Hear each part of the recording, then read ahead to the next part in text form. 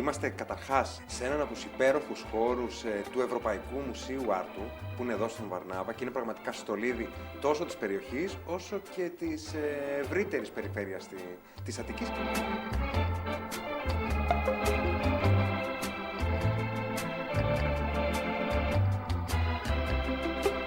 Βλέπω έχετε πολλά πράγματα μπροστά σας. Γιατί τα έχετε και τι θα κάνουμε, θέλω να μας πείτε. Θα κάνουμε τη Βασιλόπιτα το Βαρνάβα. Οι γιαγιάδες μας τη λέγανε Βασίλα. Τη φτιάχνανε την παραμονή της Πρωτοχρονιάς και τη φτιάχνανε ψωμί. Θα φτιάξουμε αυτό, έτσι. Αυτή είναι η Βασιλόπιτα. Είναι πραγματικά έργο τέχνης.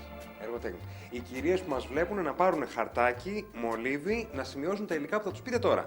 Λοιπόν, θα χρησιμοποιήσουμε περίπου 2 κιλά αλεύρι, ξερή μαγιά 4 φακελάκια, την οποία θα την έχουμε διαλύσει στο νερό, λίγο αλάτι και νεράκι όσο πάρει. Κάνουμε μια γουβίτσα στο αλεύρι και ρίχνουμε τη μαγιά. Λίγο αλάτι και το νεράκι. Είναι ζεστό και το νερό? Ναι, ζεστό. Λοιπόν, το ζυμώνουμε. Πώς ξέρουμε πόσο νερό πρέπει να μπει? Το καταλαβαίνουμε στο ζύμωμα. Το βάζουμε λίγο το νερό. Είναι πάρα πολύ ωραία σήμερα γιατί έξω έχει χιόνι. Είναι πολύ γιορτινή η ατμόσφαιρα. Κάνουμε κάτι που είναι επίσης πολύ γιορτινό και είμαστε όλοι μέσα στον ενθουσιασμό. Και συμβάλλουμε και στην παράδοση και στη συνέχιση της παράδοσης.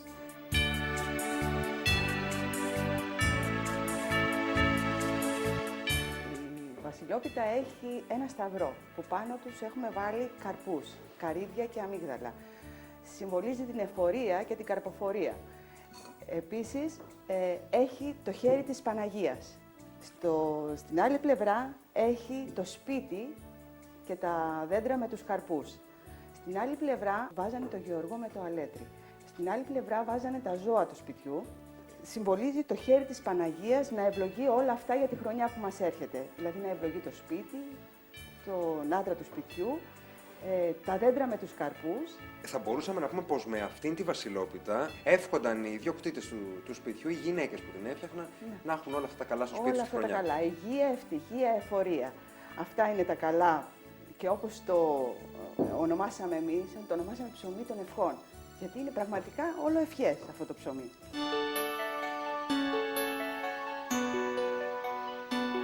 Για λόγους εξοικονόμησης, χρόνου κυρίως, εμείς δεν δείχνουμε όλη τη διαδικασία. Ναι. Τη ζυμώνουν πάρα πολύ ώρα. Ναι, ζυμώνουν αρκετή ώρα. Περίπου πόση ώρα? Ένα τεταρτάκι, ένα δεκάλεπτο, ένα τέταρτο. Τόσο πιο καλά. μαλακιά και βοσίνες.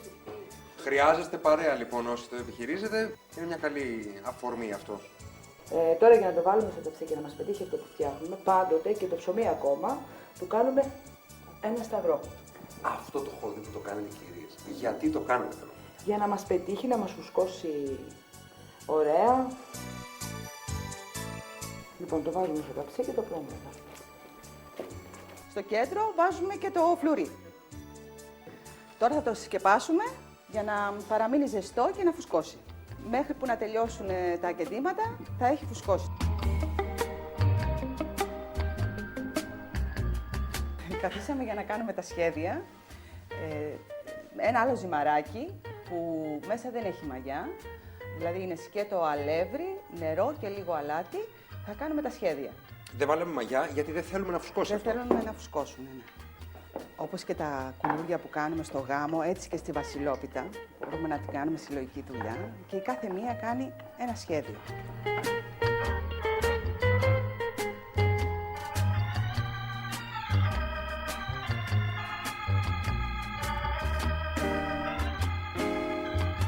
Λίγο στραβό.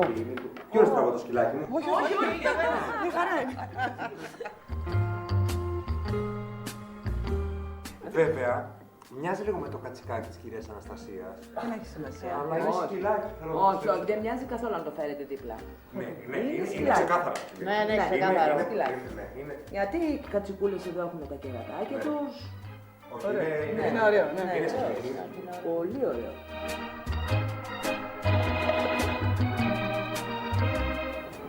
Παίρνουμε το σταυρό.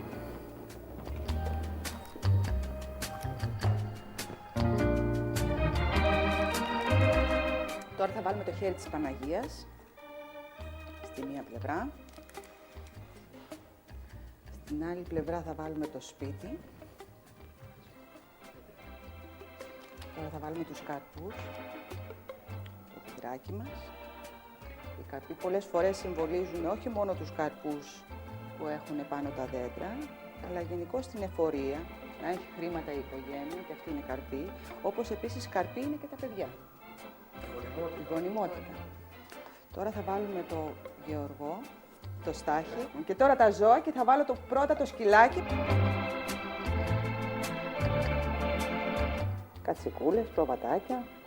Λοιπόν, και τώρα θα βάλουμε τους καρπούς, το καρύδι και τα αμύγδαλα. Τώρα τη σταυρώνουμε. Είναι έτοιμη να μπει στο ξυλό φουρνό μας με τις ευχές μας για καλή χρονιά σε όλους.